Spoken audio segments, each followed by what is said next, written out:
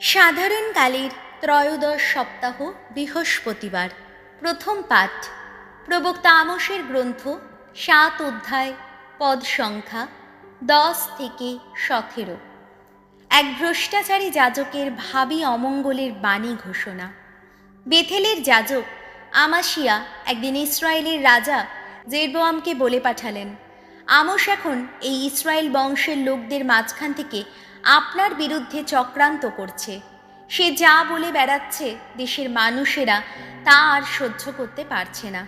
Amos তো এই কথা বলছে, জেরবোয়াম তলোয়ারের কোপে মারা যাবেন আর ইসরায়েলীয়রা তাদের এই জন্মভূমি থেকে নির্বাসিত হবে। এরপর আমাসিয়া আমোসকে একদিন বললেন, ও হে দৈবদ্রষ্টা, এখান থেকে সরে পড়ো, জুদা দেশেই পালাও, সেখানে গিয়েই বরং রুজি রোজগার করো, তোমার প্রবক্তাগিরি সেখানেই চালাও। এই বেথেলে কিন্তু তোমার প্রবক্তাগিরি আর চলবে না, কেননা এ তো রাজকীয় পুণ্যধাম, এই রাজ্যেরই মন্দির।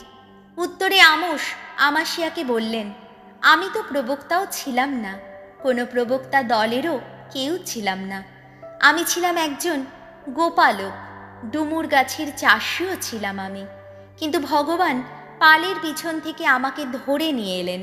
ভগবান আমাকে বললেন, যাও, তুমি আমার আপন জাতি ইসরায়েলের কাছে গিয়ে প্রাবক্তিক বাণী ঘোষণা করো।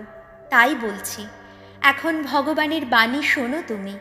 এখন তুমি কিনা বলছো আমি ইসরায়েলের বিরুদ্ধে প্রাবক্তিক বাণী ঘোষণা করতে পারবো না, ইশায়াক বংশের বিরুদ্ধে কোনো দৈববাণী উচ্চারণ করতে পারবো না। তাহলে শুনে রাখো, ভগবান এই কথা বলছেন, তোমার স্ত্রীকে একদিন এই শহরে গণিকা বৃত্তি করতে হবে, তোমার ছেলে মেয়েদের তলোয়ারের আঘাতে ধরাশায়ী হতে হবে, মাপার ফিতে দিয়ে তোমার জমিটা ভাগ করে দেওয়া হবে, আর শেষে তোমাকে একটা অপবিত্র দেশেই মরতে হবে। সেদিন ইসরায়েলের মানুষেরা তাদের এই জন্মভূমি থেকে নির্বাসিত হবে। প্রভুর বাণী। শাম সঙ্গীত ধুয়ো।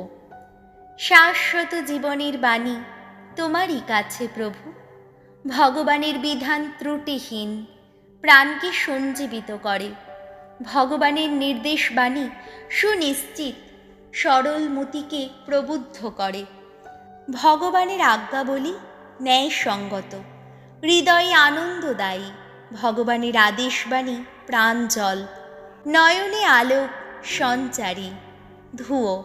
শাশ্বত জীবনের বাণী তোমারই কাছে প্রভু। ভগবদ্ ভীতি পুণ্যময়, নিত্যস্থায়ী। ভগবানের বিচারাবলী সত্য নির্ভর, সর্বতোভাবেই ধর্মময়। স্বর্ণের চেয়ে বিশুদ্ধ, স্বর্ণ রাশির চেয়েও লোভনীয়, মধুর চেয়ে মৌচাকের ঝরে পড়া মধুর চেয়েও মধুর। ধুয়ো। শাশ্বত জীবনের বাণী তোমারই কাছে প্রভু। বাণী বন্দনা। জয় জয় প্রভুর জয়। খ্রিস্টের মধ্যে স্বয়ং ঈশ্বর ঘটালেন নিজের সঙ্গে পুনর্মিলন। সেই বাণী প্রচারের ভার আমাদেরই হাতে তিনি করলেন অর্পণ। জয় জয় প্রভুর জয়। মথি রচিত মঙ্গল সমাচার 8 অধ্যায়, পদ সংখ্যা 1 থেকে 8।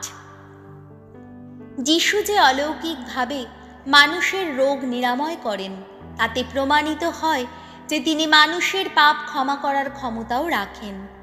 নৌকোয় উঠে যিশু আবার সাগর পেরিয়ে নিজের শহর কাফারনাউমে এলেন। সেখানে কয়েকজন লোক তাঁর কাছে নিয়ে এলো খাটিয়ায় শুয়ে থাকা একজন পক্ষাঘাতগ্রস্ত লোককে।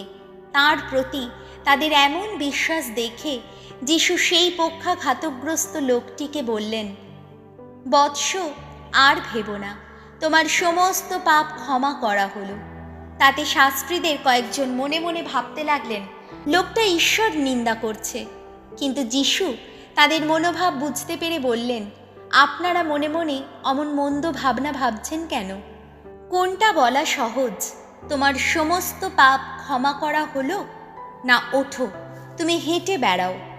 বেশ, পৃথিবীতে পাপ ক্ষমা করার অধিকার যে মানব পুত্রের আছে, আপনারা যাতে তা বুঝতে পারেন, তিনি তখন পক্ষাঘাতগ্রস্ত লোকটিকে বললেন, ওঠো, তোমার খাটিয়া তুলে নাও আর ঘরে যাও।